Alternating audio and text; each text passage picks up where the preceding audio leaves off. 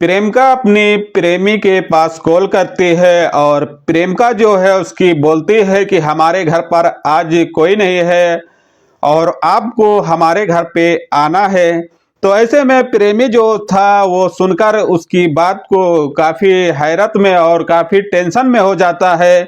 और कहीं ना कहीं देखा जाता है कि उसका जो प्रेमी है उसको काफ़ी घबराहट होता है जब उसकी प्रेमिका फ़ोन करके और उसको अपने घर बुलाती है। ऐसे में देखा जाता है कि जो प्रेमी रहता है अपने दोस्तों से संपर्क करना चाहता है और संपर्क करने के बाद में अपने दोस्तों से अपना डाटा शेयर करता है कि हमारी प्रेमिका का कॉल आया था और हमको अपने घर के लिए बुलाया है।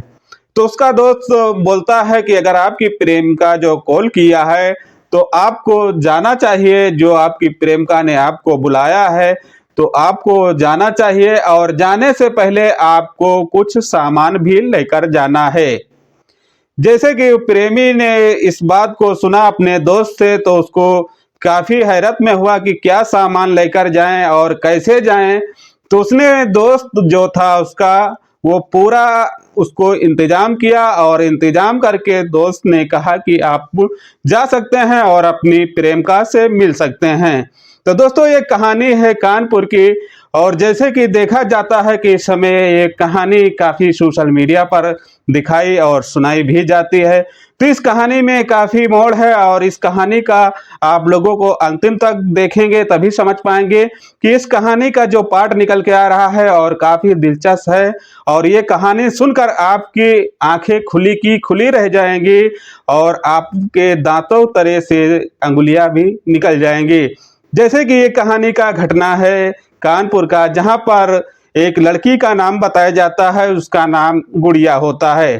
गुड़िया ने अपनी प्रेमी के पास कॉल करती है और उससे बोलती है कि हमारे घर वाले कहीं रिश्तेदारी में दावत में गए हैं और आज वो लोग नहीं लौटेंगे तो आपको हमारे घर पे आना है।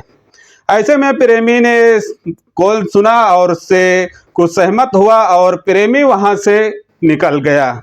निकलने के बाद प्रेमी जब प्रेमिका के पास गुड़िया के पास पहुंचता है तो कुछ बातें भी होती हैं और बताया जाता है कि गुड़िया कुछ खाने पीने का भी इंतजाम भी किया था, जहां पर देखा जाता है कि वो दोनों खाए पिए और कुछ बात किए और जो लड़का रहता है वो कुछ ऐसा गलत संबंध मनाने के लिए बात भी करता है। लेकिन कहा जाता है कि जो उसकी प्रेमिका थी उस गलत संबंध से काफी घबरा रही थी और काफी डर भी रही थी। ऐसे में देखा जाता है कि जो प्रेमी था उससे कुछ बात भी किया और ऐसे में देखा जाता है कि प्रेमिका संबंध मनाने से मान भी गए। उसको प्रेमिका को ये नहीं मालूम था कि आज की जो नाइट है ये हमारी आखिरी नाइट है और इस दुनिया से हम अलविदा बोल देंगे और इसके बाद में हम इस दुनिया में नहीं रहेंगे।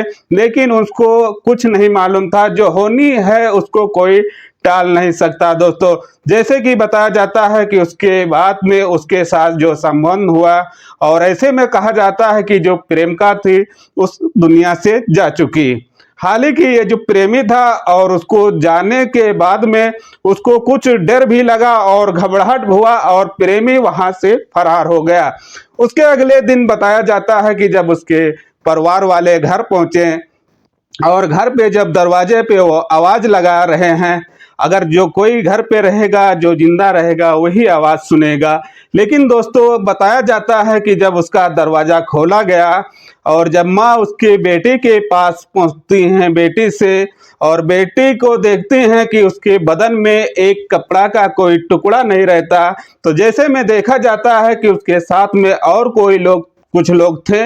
लेकिन कहा जाता है कि जो जेंट्स लोग थे वो पीछे कदम हटा लिए और उसके जो मम्मी थी और कुछ रिश्तेदार थे उसने जाकर जब देखा और बेटी को आवाज लगा रही हैं और बेटी को देख रही हैं कि ऐसे कपड़े नहीं हैं बदन पे, तो वो काफी घबरा गई और देखा जा रहा है कि वो बेटी उसकी मर चुकी थी। ऐसे में देखा जाता है कि कुछ लोगों जो पड़ोस में थे उनको भी इस बात की खबर मिली और खबर मिलने के बाद में कहा जाता है कोई लोग ने फोन भी पुलिस को कर दिया। वहां पर बताया जाता है कि पुलिस भी तैनात होकर पहुंची और इस मामले की छानबीन भी करने लगी। तो जहां पर देखा जाता है कि उस लड़की के कमरे में पहुंचती है पुलिस और कमरे की पूरी जांच करती है, चेकिंग करती है, तो उसमें से कुछ बताया जाता है कि इसे टैबलेट मिलते हैं, जो बताया गया है कि सेक्स पावर की गोलियां रहती हैं। और वो पुलिस लोग सेक्स पावर की गोलियां को लेकर वो लोग समझ जाते हैं कि इसमें किसी का हाथ है और ये काफी बड़ा कांड किया गया है। जहां पर देखा जाता है कि इसकी शिकायत दर्ज की जाती है और पुलिस अपने मकसद में काम अपना स्टार्ट कर देती है। जैसे कि ऐसे कहा जाता है कि कुछ दिन बीतने के बाद में उस लड़के को गिरफ्तार किया जाता है।